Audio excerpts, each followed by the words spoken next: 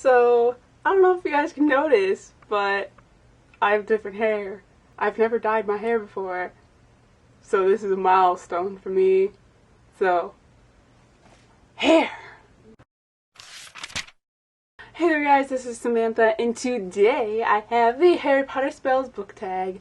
And no, I was not tagged anybody. No, I do not care. But yes, I'm going to do it anyways. And yes, I know it is old, but I don't care because I've never done it. And I really want to do this tag. So, to start this off, let me put my handy dandy Hogwarts hat on, and then we can continue from there.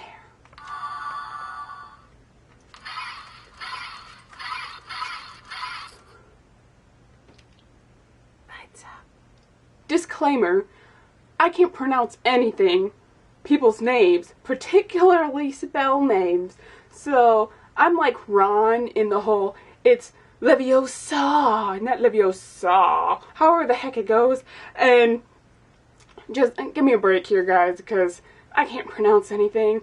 It just makes me sad when people try and make fun of the way I say things. Because I actually get teased a lot about how I say stuff because I can never remember words or say anything correctly. So, yeah, just telling you guys now, I can't pronounce anything correctly. But let's begin. Expecto Patronum, a childhood book connected to good memories. And of course, I have to pick the namesake of this book tag, and that is Harry Potter. The Harry Potter series. It is my childhood. It just reminds me of good things, particularly a cute teacher that I had a crush on in 2nd and 3rd grade. But that's a story for another time. Expelliarmus, a book that took you by surprise. For that one, I'm going to have to go with The Cloud Roads by Martha Wells. And I won the short stories for this book series on a Goodreads giveaway. And then I bought the books because I was like, oh, I didn't realize this was a short story. So I felt the need to buy the whole series, and I was so glad that I did. This was such a good book series. I absolutely enjoyed it, but it took me very much by surprise. I didn't think that I was going to enjoy it as much as I did. Friar Incantado, the last book that you read. That would be I Am Legend and the other short stories in this book by Richard Matheson, and it was good. Wasn't really anything spectacular. I enjoyed it. I liked a lot of the stories in them. Most of them were just kind of eh. But yes, this was a book I read last. Alohomora, a book that introduced you to a genre that you had not considered before. I still do not have the first book in this series, but it is the Mistborn book by Brandon Sanderson, and honestly, it introduced me to adult books, because before that I had only read young adult books or children's books, and this book made me want to read more adult books because I realized they really weren't too much different from young adult. The only difference really was that it wasn't too much of a coming-of-age story, but it kind of was. It just didn't center on the coming-of-age story. Ridiculous. A funny book that you've read. For that one, I'm going to have to go with I Hate Myself by Shane Dawson, and mind you, this is very cringe funny. I cringed a little bit more than I laughed, but it was still a very enjoyable book, very funny book. I laughed quite a bit in this book, but I really liked it. Sonorous, a book that you think everyone should know about. Everyone should know what book I'm going to pick for this one, and it is Poison Study by Maria V. Snyder. Everyone should read this book. Even if you don't like it, you should try and read it because this book series is amazing. Obliviate, a book or spoiler you would like to forget you have read. For that one, I'm going to go with Harry Potter and the Half-Blood Prince. I was spoiled as to who dies in the end. I was mad. So mad. So very mad.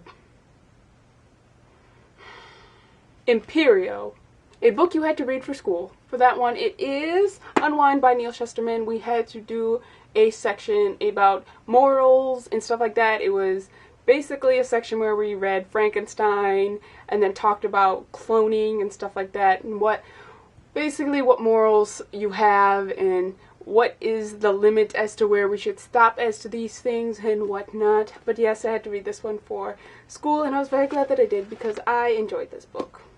Crucio, a book that was painful to read. For that one, I'm going to have to go with Evernight by Claudia Gray.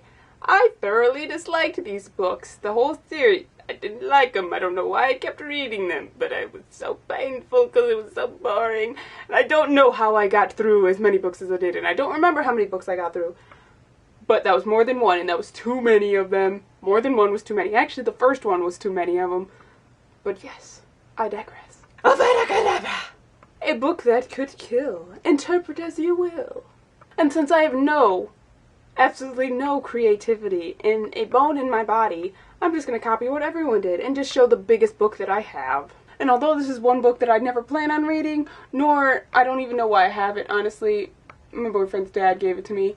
But it is this big dictionary that's upside down right now. But it's this big dictionary that's the New Century Dictionary. Deluxe Illustrated Edition. Yes, this thing is huge, ginormous. I don't know why I have it, but I do. So yes, this thing could kill if it dropped on the head. If it dropped on your head, it could kill you. So there's that. And since this tag is so old, so very, very old, but I never got a chance to do it, I am not going to tag anyone because honestly, most people have probably done it already, but if you haven't done it, I choose you. Again, if you haven't done this, then I really want you guys to do it because I absolutely love this tag and I would love to see everyone's interpretation of it. So yes, that is all I have to talk to you guys about today. I hope you enjoyed watching because I sure as hell love talking. I will see you guys next time.